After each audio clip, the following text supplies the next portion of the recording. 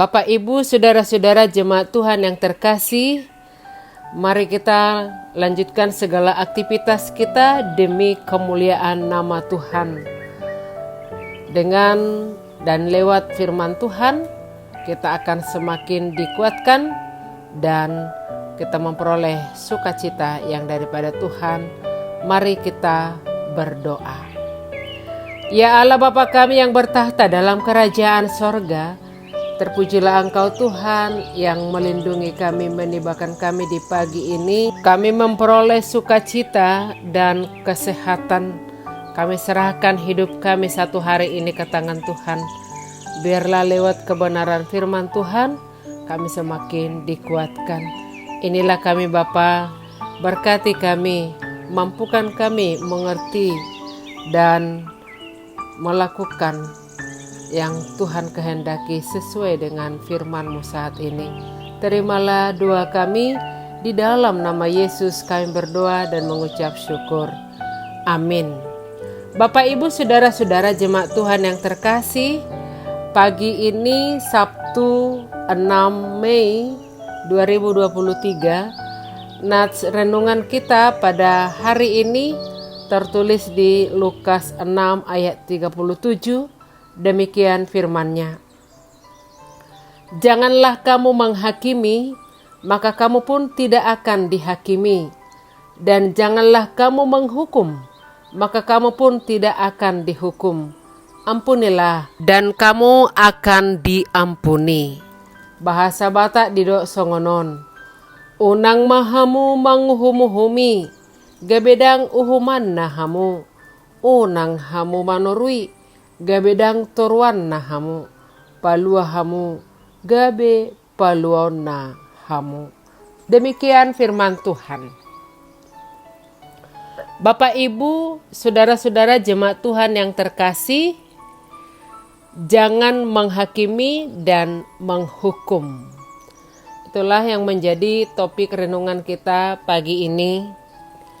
Bapak, Ibu, Saudara-saudara, berkata benar tetap saja disalahkan. Itulah yang terjadi dalam situasi keyahudian, dan inilah yang membuat Yesus mengapa dia meminta untuk jangan menghakimi, jangan menghukum. Ini terjadi karena konteksnya adalah banyak orang Yahudi kerap bermusuhan dan balas dendam. Mereka memang dijajah bangsa Romawi, tetapi yang jauh lebih parah justru mereka memusuhi sesama bangsanya sendiri. Tidak hanya penguasa saja yang menghakimi rakyatnya, jajaran yang dalam keagamaan Yahudi pun kerap menghakimi dan menghukum orang miskin. Yang miskin dianggap banyak dosanya karena melanggar hukum Taurat, karenanya pantas dihukum. Menurut mereka, kemiskinan itu adalah akibat dari dosa atau pelanggaran mereka. Bapak, Ibu, Saudara-saudara, namun demikian Yesus berpesan lain. Tindakan menghakimi apalagi menghukum tak akan menyelesaikan atau menghentikan permasalahan. Bahkan tak ada titik temu kedamaian. Yang lebih diperlukan justru mengampuni. Maka Bapak, Ibu, Saudara-saudara jemaat Tuhan yang terkasih, Yesus berpesan, ampunilah dan kamu akan diampuni. Mengapa mengampuni dianggap lebih penting dari menghakimi dan menghukum? Tidak lain adalah karena Yesus ingin memutus mata rantai kekerasan. Sikap menghakimi dan menghukum di tengah lingkaran kekerasan tidak akan menyelesaikan masalah ataupun itu sebuah pergumulan. Yang terjadi justru membuat permusuhan makin merajalela. Sebaliknya, tindakan mengampuni jika ditumbuhkan dengan menjadi karakter orang beriman, maka akan memulihkan orang dari rasa benci, balas dendam, dan sikap memusuhi. Bapak, Ibu, saudara-saudara jemaat Tuhan yang terkasih, mari kita coba mengoreksi diri kita sendiri. Bila kita mau jujur, kebanyakan di antara kita mungkin lebih suka menghakimi daripada mengampuni.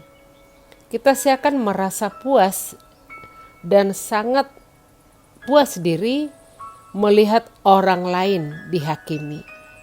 Pernahkah kita mencoba memposisikan diri sebagai korban penghakiman? Bila kita merasakan posisi itu, jelaslah kita tidak akan menyukai yang namanya menghakimi, karena pasti mendatangkan sakit hati.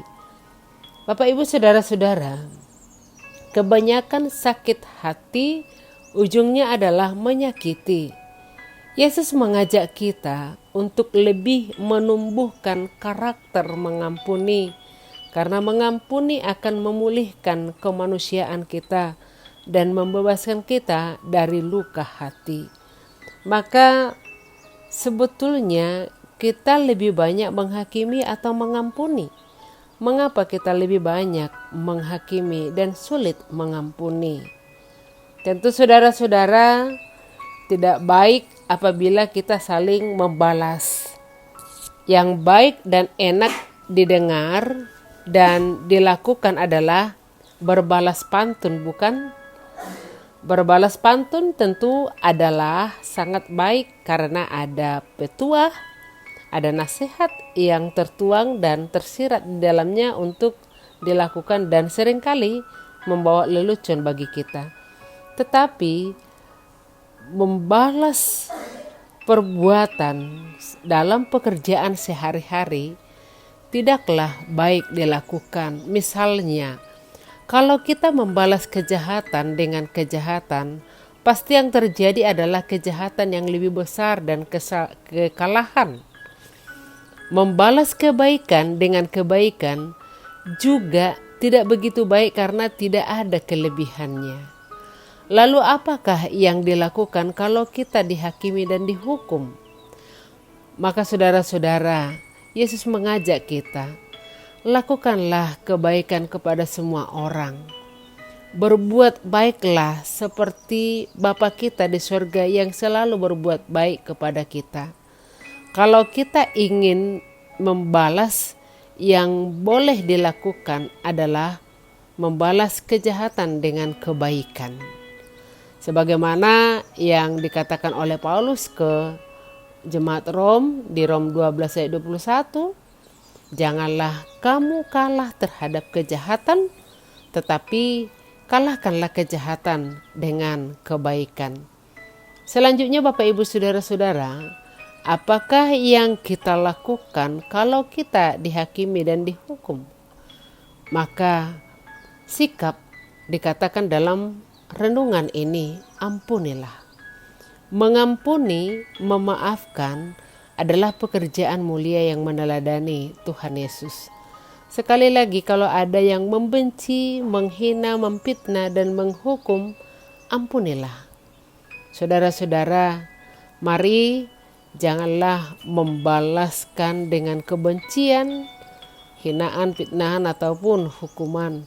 Tetapi mari tetap membuka hati, menerima, memaklumi, bahkan harus mengampuni. Karena kita akan diampuni.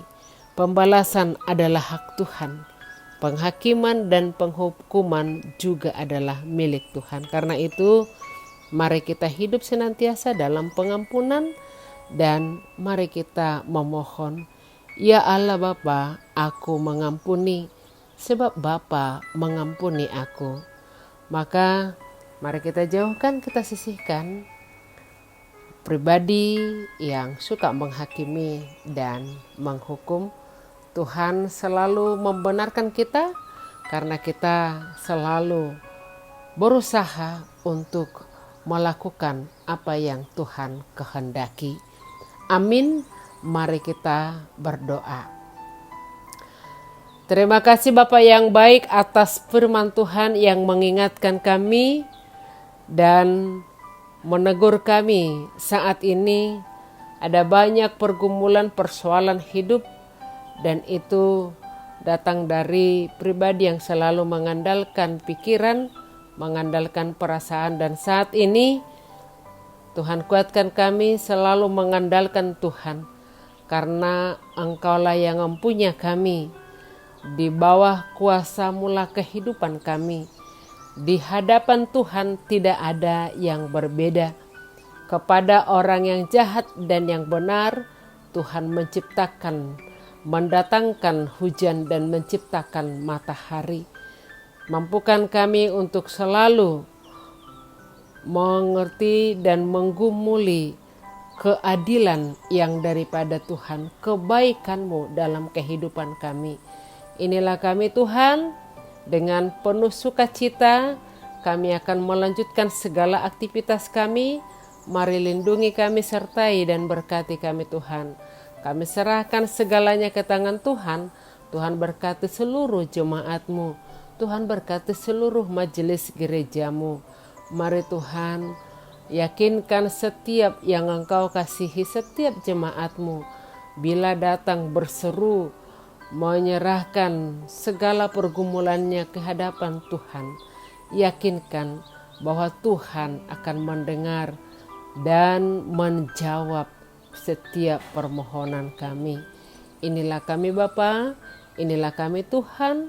Terimalah doa kami di dalam nama Yesus. Kami berdoa dan mengucap syukur. Amin.